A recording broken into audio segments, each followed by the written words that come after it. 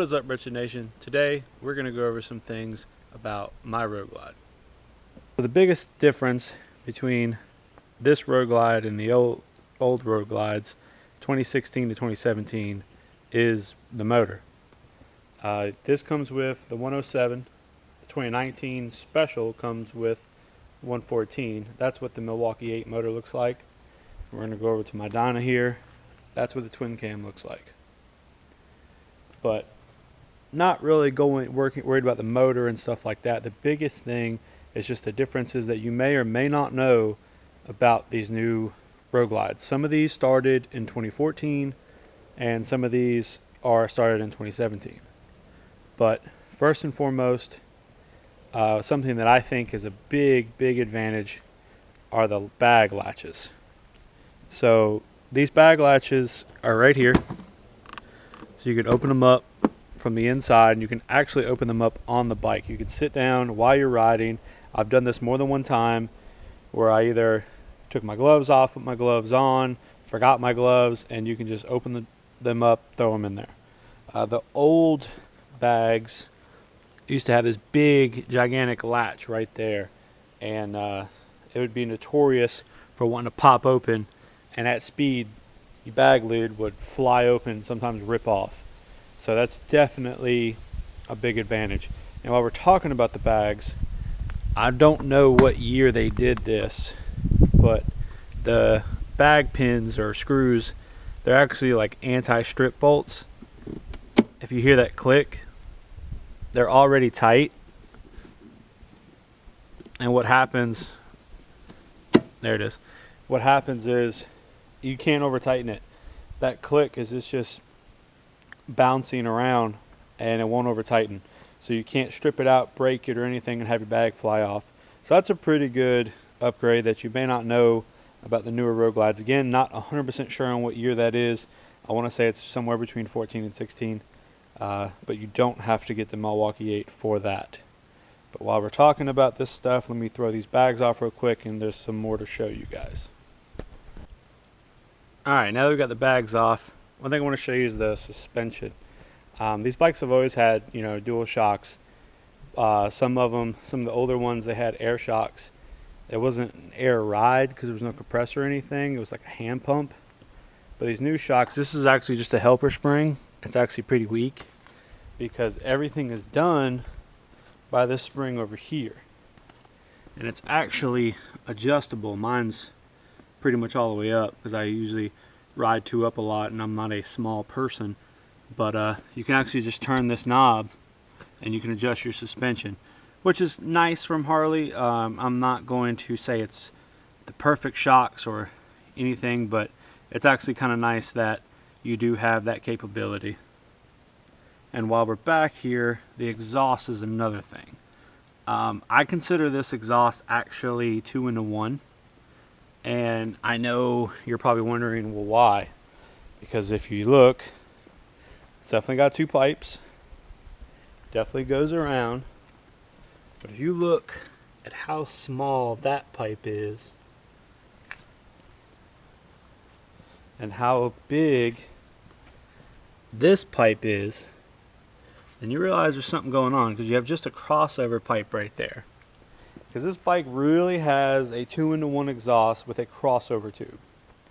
That left exhaust pipe is not doing much at all. And that's a big difference from the 2016 to the 2017. And also, what kind of sucks is you can't use the old mufflers. I know a lot of people that get a bike, and even if they're not too big into performance, they would just change the mufflers out. That way they can get a little bit more sound. And you can't do that with the old mufflers to the new bike because they have a different diameter. The inner diameter for both mufflers are different. So one is one size and the other one is a different size. So you can't go and get a cheap set of mufflers from previous years. Now, this bike, this style is 3 years old, so there's probably some to find. But that's one thing people didn't realize right away is, wait a minute, the muffler sizes aren't the same. You actually get two different sizes in the box. That could be annoying, but I don't mind it. because Harley actually did a really good job on this exhaust. And if you ever get one of these bikes dynoed, or you ever do like a stage 1 upgrade, you don't get nearly the amount of power difference as you do a twin cam. Not saying one's better than the other, but I believe that the Milwaukee 8 is better out of the box. So that's kind of nice. But that's pretty much most of this. Is your exhaust is pretty different. Next thing that they've gone back and forth about on some of these newer bikes is your vents. I believe the new bikes, these are open all the time, but if you can see in there, I actually have vents that I can open and close on both sides. And then you have a buffeting vent here. You can close that and open it. With the stock windshield, you can actually open this up, and what it's supposed to do is the air is supposed to come up and hit the air coming this way and kind of stop you from getting hit right in the face with air. It doesn't do the best job in the world. I just recommend a flip up windshield.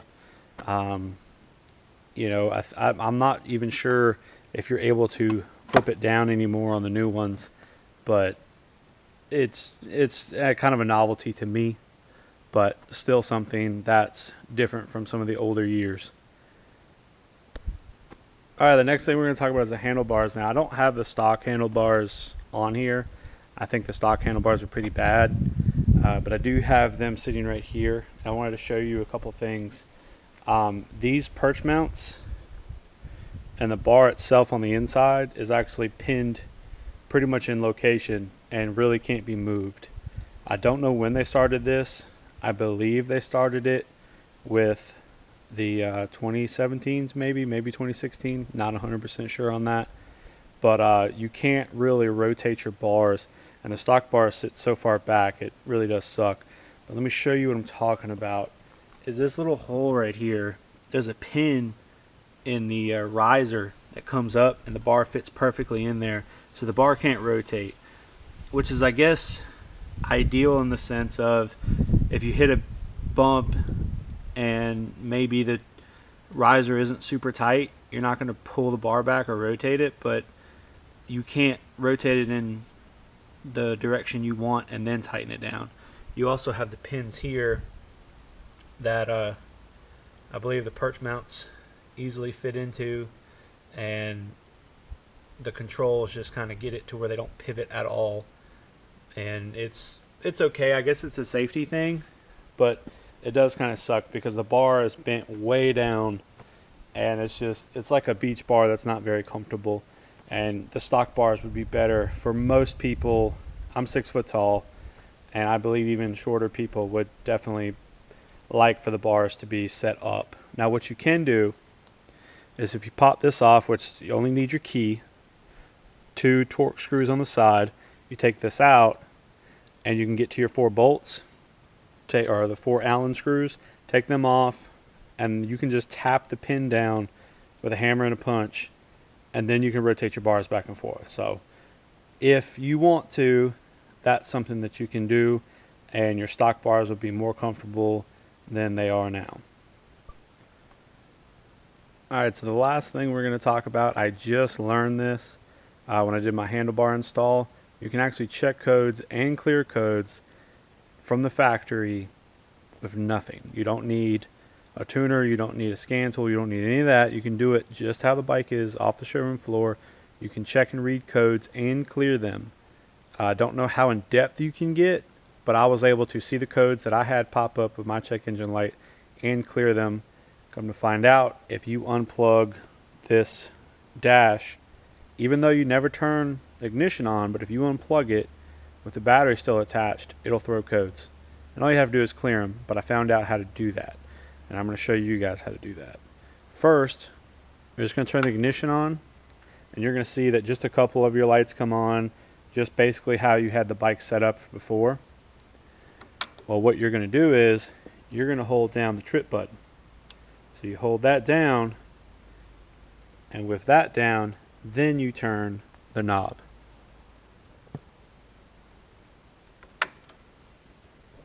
and see how all the lights came on.